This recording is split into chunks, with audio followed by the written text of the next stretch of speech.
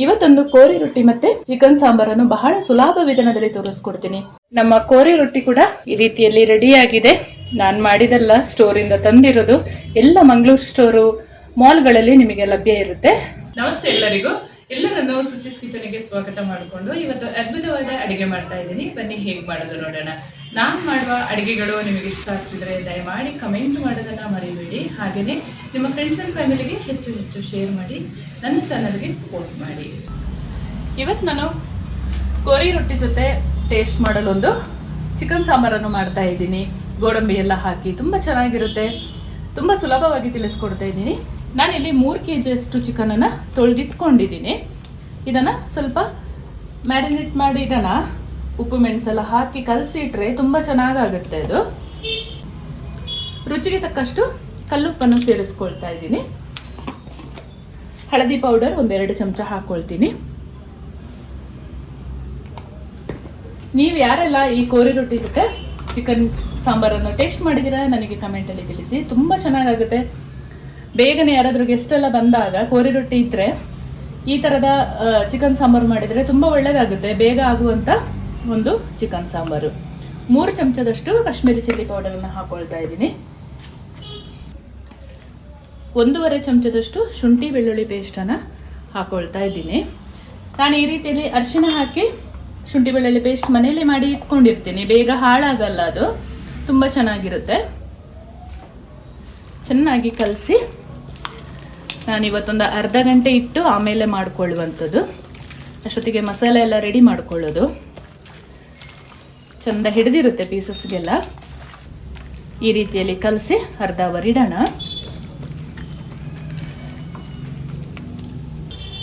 Chicken ಕರಿಗೆ ಮಸಾಲೆ ರುಬ್ಕೊಳ್ಳೋಣ. 1 ತೆಂಗಿನಕಾಯಿಯನ್ನು ಸಣ್ಣದಾಗಿ ಕಟ್ ಮಾಡಿ ಇಟ್ಕೊಂಡಿದ್ದೀನಿ. ಅದನ್ನು ಮಿಕ್ಸಿ ಜಾರಿಗೆ ಸೇರಿಸ್ಕೊಳ್ತೀನಿ. ಯಾಕೆಂತ ಹೇಳಿದ್ರೆ ನಾನು 3 kg ಅಳತೆಯಲ್ಲಿ ಹೇಳ್ತಾ ಇರೋದು. ಗೋಡಂಬಿ 30 ಹಾಕ್ಕೊಂಡಿದ್ದೀನಿ. ಧನಿಯಾ ಕಾಳು 1.5 ಚಮಚ, ಜೀರಿಗೆ 1.5 ಚಮಚ, 1 ಈರುಳ್ಳಿನ ರುಬ್ಬಕ್ಕೆ ಹಾಕೊಳ್ತಾ ಇದ್ದೀನಿ. 1 ಗೆಡ್ಡೆ ಬೆಳ್ಳುಳ್ಳಿನ ಕೂಡ ಸಿಪ್ಪೆ ತೆಗೆಯಲ್ಲ ಹಾಗೆ ಹಾಕ್ಕೊಳ್ತಾ ಇದ್ದೀನಿ. ಚಕ್ಕೆ, ಲವಂಗ, ಏಲಕ್ಕಿ ಹಾಕ್ಕೊಳ್ತಾ ಇದ್ದೀನಿ. 3 kgನ ಅಳತೆ. 2 ಇಂಚಷ್ಟು ಚಕ್ಕೆ, ಲವಂಗ 8, ಏಲಕ್ಕಿ 5 ಸೇರಿಸ್ಕೊಳ್ತಾ ಇದ್ದೀನಿ. ಟೊಮೆಟೊ 2ನ ಕಟ್ ಮಾಡಿ ಹಾಕ್ಕೊಳ್ತಾ ಇದ್ದೀನಿ. ಸ್ವಲ್ಪ ಕೊತ್ತಂಬರಿ ಸೊಪ್ಪನ್ನು ಹಾಕ್ಕೊಳ್ತಾ ಇದ್ದೀನಿ. ಸ್ವಲ್ಪ ನೀರು ಹಾಕ್ಕೊಂಡು ಗಟ್ಟಿಯಾಗಿ ರುಬ್ಕೊಳ್ಳೋಣ. ನೀವು ಬೇಕಿದ್ರೆ ಬಿಸಿ ಮಾಡಿಕೊಂಡು ಕೂಡ ಮಾಡ್ಕೊಳ್ಬೋದು. ನಾನು ಹಾಗೆ ಹಸಿ ಮಸಾಲೆನ ಹಾಕಿ ರುಬ್ಕೊಳ್ತಾ ಇದ್ದೀನಿ. ಈ ಹದದಲ್ಲಿ ನೈಸಾಗಿ ರುಬ್ಕೊಂಡಿದ್ದೀನಿ. ಇವಾಗ ಚಿಕನ್ ಕರಿ ಮಾಡ್ಕೊಳ್ಳೋಣ. ಒಂದು ದಪ್ಪ ತಳದ ಅಗಾಲವಾದ ಪಾತ್ರೆನ ಒಲೆ ಮೇಲೆ ಇಟ್ಕೊಂಡಿದ್ದೀನಿ. 3 kg ಮಾಡ್ಕೊಳ್ಳೋದಲ್ವ, ಸ್ವಲ್ಪ ದೊಡ್ಡ ಪಾತ್ರೆನೇ ಇಟ್ಕೊಂಡಿರಬೇಕು. 3 ಚಮಚದಷ್ಟು ತೆಂಗಿನ ಎಣ್ಣೆಯನ್ನು ಸೇರಿಸ್ಕೊಳ್ಳೋಣ. ನೀವು ನಿಮ್ಮ ಮನೆಯಲ್ಲಿ ಯಾವ ಎಣ್ಣೆ ಬಳಸ್ತೀರಾ ಅದನ್ನೇ ಯೂಸ್ ಮಾಡಿ. ತೆಂಗಿನ ಎಣ್ಣೆ ಹಾಕಿದರೆ ರುಚಿ ತುಂಬ ಜಾಸ್ತಿ ಇರುತ್ತೆ. ಹಾಗಾಗಿ ಎಣ್ಣೆ ಬಿಸಿಯಾಗಿದೆ. 2 ಪಲಾವ್ ಎಲೆ ಸೇರಿಸ್ಕೊಳ್ಳೋಣ.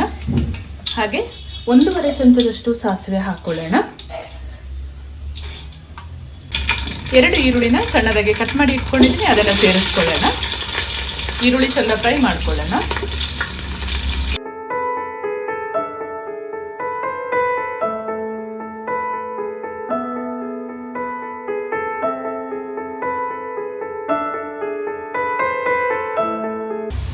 ಈರುಳ್ಳಿ ಈ ಹದದಲ್ಲಿ ಫ್ರೈ ಆಗುವಾಗ 3 ರೆಕ್ಕೆ ಕರಿಬೇವನ್ನು ಸೇರಿಸ್ಕೊಳ್ತಾ ಇದ್ದೀನಿ.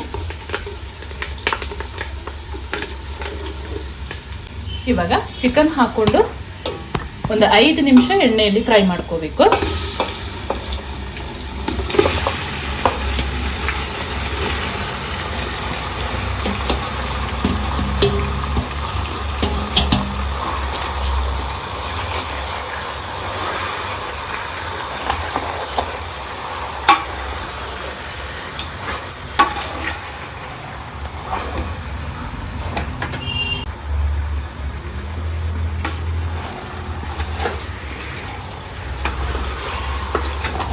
ಎಣ್ಣೆಯಲ್ಲಿ ಒಂದು 5 ನಿಮಿಷ ಫ್ರೈ ಮಾಡ್ಕೊಂಡು ಆದ ಮೇಲೆ ಮಸಾಲೆ ಹಾಕ್ಕೊಂಡ್ರೆ ಆಯಿತು. ತುಂಬ ಬೇಗನೆ ಆಗಿಬಿಡುತ್ತೆ.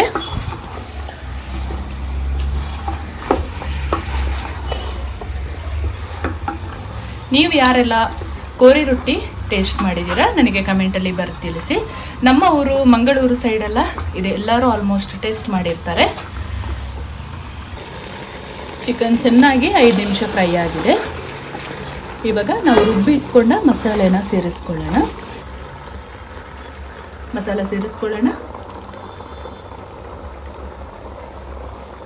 ಸ್ವಲ್ಪ ತೆಳ್ಳಗನೆ ಮಾಡ್ಕೊಳ್ಳಿ, ಗೋಡಂಬಿ ಹಾಕಿರೋದ್ರಿಂದ ಅದು ತಣ್ಣಗಾದ್ಮೇಲೆ ಕೂಡ ಗಟ್ಟಿ ಆಗುತ್ತೆ. ಸ್ವಲ್ಪ ಜಾರ್ ತೊಳೆದ ನೀರನ್ನು ಸೇರಿಸ್ಕೊಳ್ತೀನಿ. 1 ಕಪ್ಪಷ್ಟು ನೀರನ್ನು ಹಾಕೊಳ್ತಾ ಇದ್ದೀನಿ. ಚೆಂದ ಮಿಕ್ಸ್ ಮಾಡಿಕೊಂಡು ಒಂದು 15 ನಿಮಿಷ ನಿಧಾನ ಉರಿಯಲ್ಲಿ ಬೇಯಿಸ್ಕೊಂಡ್ರೆ ರುಚಿಯಾದ ಚಿಕನ್ ಸಾಂಬಾರು ಕೋರಿ ರೊಟ್ಟಿ ಜೊತೆ ಟೇಸ್ಟ್ ಮಾಡಲು ರೆಡಿಯಾಗುತ್ತೆ. 15 ನಿಮಿಷದಲ್ಲೆಲ್ಲ ನಮ್ಮ ಚಿಕನ್ ಕರಿ ರೆಡಿಯಾಗಿದೆ.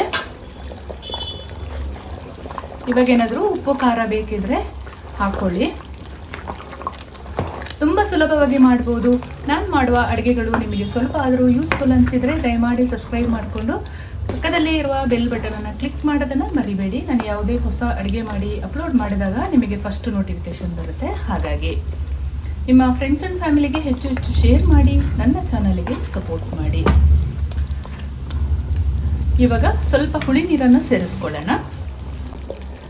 ನಮ್ಮ ಕಾಚಂ ಹುಳಿ ಕೊಡಗಿನ ಸ್ಪೆಷಲ್ ಹುಳಿ ನೀರಿದು. ಅರ್ಧ ಚಮಚದಷ್ಟು ಸೇರಿಸ್ಕೊಂಡಿದ್ದೀನಿ. ಇದು ತುಂಬ ಗಟ್ಟಿಯಾಗಿದ್ದರೆ ಸ್ವಲ್ಪನೇ ಸಾಕಾಗುತ್ತೆ, ತೆಳ್ಳಗಿದ್ರೆ ಮಾತ್ರ ಹುಳಿ ಸ್ವಲ್ಪ ಜಾಸ್ತಿ ಬೇಕಾಗುತ್ತೆ. ಚೆಂದ ಮಿಕ್ಸ್ ಮಾಡ್ಕೊಂಡು ನಮ್ಮ ಕೋರಿ ರೊಟ್ಟಿ ಕೂಡ ಈ ರೀತಿಯಲ್ಲಿ ರೆಡಿಯಾಗಿದೆ. ನಾನು ಮಾಡಿದಲ್ಲ, ಸ್ಟೋರಿಂದ ತಂದಿರೋದು. ಎಲ್ಲ ಮಂಗಳೂರು ಸ್ಟೋರು ಮಾಲ್ಗಳಲ್ಲಿ ನಿಮಗೆ ಲಭ್ಯ ಇರುತ್ತೆ, ನೀವು ಬೈ ಮಾಡ್ಬೋದು. ತುಂಬ ಚೆನ್ನಾಗಿರುತ್ತೆ. ಚಿಕನ್ ಸಾರು ಜೊತೆ ಅಂತೂ ಒಂದು ಅದ್ಭುತ ಕಾಂಬಿನೇಷನ್. ಇದು ನೋಡಿ, ಈ ಥರ ಗರಿಯಾಗಿರುತ್ತೆ, ಆದರೆ ಸಾರು ಹಾಕಿದ ಮೇಲೆ ಚೆನ್ನಾಗಿ ಮೆತ್ತಗಾಗುತ್ತೆ. ಈ ರೀತಿಯಲ್ಲಿ ಇರುತ್ತೆ ನೋಡಿ ನಮ್ಮ ರೊಟ್ಟಿ. ಅದ್ಭುತವಾದ ಚಿಕನ್ ಸಾಂಬಾರು ನೋಡಿ ಈ ರೀತಿಯಲ್ಲಿ ರೆಡಿಯಾಗಿದೆ. ಕೋರಿ ರೊಟ್ಟಿ ಜೊತೆ ಟೇಸ್ಟ್ ಮಾಡ್ಕೊಳ್ಳೋಣ. ತುಂಬ ಸುಲಭವಾಗಿ ಮಾಡ್ಬೋದು, ತುಂಬ ಸುಲಭ ರೀತಿಯಲ್ಲಿ ಹೇಳ್ಕೊಟ್ಟಿದ್ದೀನಿ. ಕೋರಿ ರೊಟ್ಟಿ ಹಾಕ್ಕೊಳ್ಳೋಣ ಪ್ಲೇಟಿಗೆ.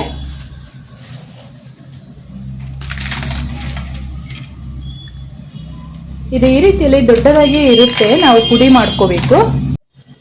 ಚಿಕನ್ ಸಾಂಬಾರು ಹಾಕೊಳ್ಳೋಣ.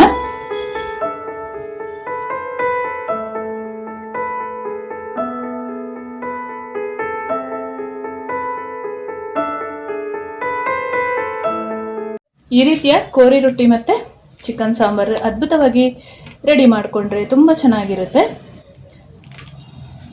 ನೋಡಿ, ಇದೆಲ್ಲ ಮೆತ್ತಗಾಗುತ್ತೆ ಸಾರು ಬಿದ್ದ ತಕ್ಷಣ. ತುಂಬ ಚೆನ್ನಾಗಿರುತ್ತೆ ಮಾತ್ರ ಟೇಸ್ಟ್.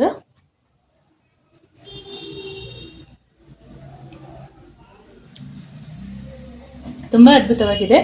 ನೀವು ಒಮ್ಮೆ ಮನೇಲಿ ಟ್ರೈ ಮಾಡಿ ಹೇಗೆ ಬಂತು ಕಮೆಂಟಲ್ಲಿ ತಿಳಿಸೋದನ್ನು ಮರಿಬೇಡಿ. ನಿಮ್ಮ ಕಮೆಂಟ್ ಓದಲು ನಾನು ಕಾಯ್ತಾ ಇರ್ತೇನೆ. ಹಾಗೆ ನಿಮ್ಮ ಫ್ರೆಂಡ್ಸ್ ಆ್ಯಂಡ್ ಫ್ಯಾಮಿಲಿಗೆ ಹೆಚ್ಚು ಶೇರ್ ಮಾಡಿ, ನನ್ನ ಚಾನಲ್ಗೆ ಸಪೋರ್ಟ್ ಮಾಡಿ. ಮುಂದೆ ಅದ್ಭುತವಾದ ಹೊಸ ಅಡುಗೆಯೊಂದಿಗೆ ನಿಮ್ಮನ್ನು ಭೇಟಿ ಮಾಡ್ತೀನಿ. ಅಲ್ಲಿವರೆಗೂ ತುಂಬ ಹೃದಯದ ಧನ್ಯವಾದಗಳು.